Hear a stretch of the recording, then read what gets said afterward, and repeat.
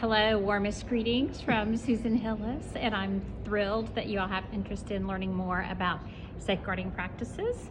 So I want to talk a little bit about why that is so important and why it's essential that every church should have a safeguarding policy to protect children from abuse, particularly any abuse that occurs at a church or at a church-related event, or any abuse that is perpetrated by someone who goes to the church. If you want an example of an excellent policy that's very relevant for churches, there is an excellent policy online available at World Without Orphans website. It's a safeguarding policy, and you would be welcome to take that, meet with your church leadership, adapt it for your church, and implement and enforce it. You would want to make sure, if you did use that resource, that every time anyone is volunteering to work with children or has any leadership responsibilities in the church, that they should be trained in that policy and how to use it and how to report any suspected physical or sexual or emotional abuse or online abuse that would occur at a church facility or event, or be something that happens or is perpetrated by someone who is working as a paid staff or volunteer staff at your church. In this day and age, it's so important that we are careful, that we are practicing being salt and light, and we remember the judgment that Jesus himself talks about on those who abuse children. So we want to make sure, and children for us would be anyone under the age of 18. So that's a little bit about a safeguarding policy, where you could find one, how you could adapt one, and that it's very important. I would like to put this within a little bit broader context. What we really want to do is change the norms among anyone who is a Christ follower or a leader or volunteer among church groups, and be sure that we are emphasizing that our bodies belong to ourselves and no one deserves to touch them or abuse them in any way against our will. And that is particularly true with children. So we want to make sure that we're passing on those values. Another new resource that we now have in the WWO roadmap is Strengthening Prevention of Sexual Violence Against Children, a key guide for faith and community leaders. And in that guide is just a series of slides, and all the text is written below each of them. You can see the broader concept of how sexual abuse is defined, why it's defined that way, and really important steps that we can all take to make sure that the children in our care are safe. The final thing I want to talk about a little bit is, what do we do as members of a church with a child who comes up? Just pretend there's a 13-year-old that comes up and reports being sexually abused by someone, and that sexual abuse is confirmed. What do you do about it from that point on? Certainly, it's a really important question that there's not enough attention on in the church, and it's really, I would call it, a theology of responding to sexual abuse, especially sexual abuse against children. I have looked at a lot of resources on this question, and there's one that I find is the very best. It was created by the Church of England, and it really endorses or recommends 4 simple principles be followed.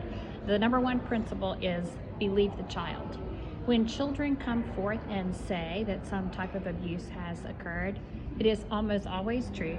Rarely is a child lying about it. And many adults don't want to believe the child for fear that it's going to make somebody look bad, or maybe it's the husband of a household and he might end up going to jail and his family's income be threatened. I mean, very real problems that are occurring practically linked to this reporting of abuse. It makes people not want to believe the child. But the very first principle is we need to believe the child. When the child comes before to a trusted, someone trusted within the church fellowship and says, makes it clear, or makes in conversation, describes circumstances or behaviors that are abusive. So number 1, believe the child. Number two, we know from Romans 13:1 that all governing authority is instituted by God, and in every country there are laws about reporting sexual abuse against children. And so the number two step that we have to make sure that or principle we're following is after we believe the child, we need to report this abuse to the appropriate authorities. And by appropriate authorities, I don't just mean report it to the lead pastor.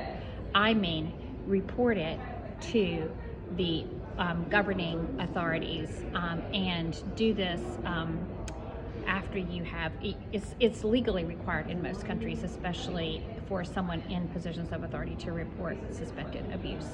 But all along, we're continuing to support and empathize with and walk alongside the child and anyone else in their family to help promote their full healing from the Lord from this traumatic event. Number third, after reporting, what we also want to be sure of is that our churches feel like they're safe places of worship for the people who go there.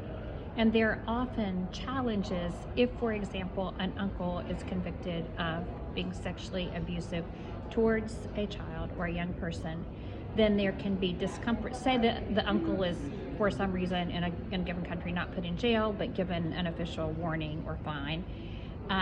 The question comes up, should that uncle still be allowed to go to that church? Often in those situations, it is not in the best interest of the child because the child still feels so insecure and afraid if the uncle is nearby. So we still are promoting the gospel and forgiveness if we encourage that person who's the perpetrator to fully repent, fully confess the sin, his or her sin, and fully be reconciled to the Lord and to walk forward in newness of life. But it may be that that person needs to walk forward in newness of life elsewhere and not in this church. And so, but in all things, what we want to do is evidence both the mercy and grace of God, mercy in our forgiveness towards everyone, and grace in our forgiveness towards everyone, but justice in that those who perpetrate sexual abuse against children deserve to be judged and have all the legal consequences that are appropriate for their country be enforced. So, in closing, let me say that our stance as a church in this area is going to really determine our testimony before the world, because it will be known if these kinds of things are occurring in our churches or even in ministries or even children's homes supported by our churches. These things will be known. And once they're known, it gives us as believers and the church a bad reputation.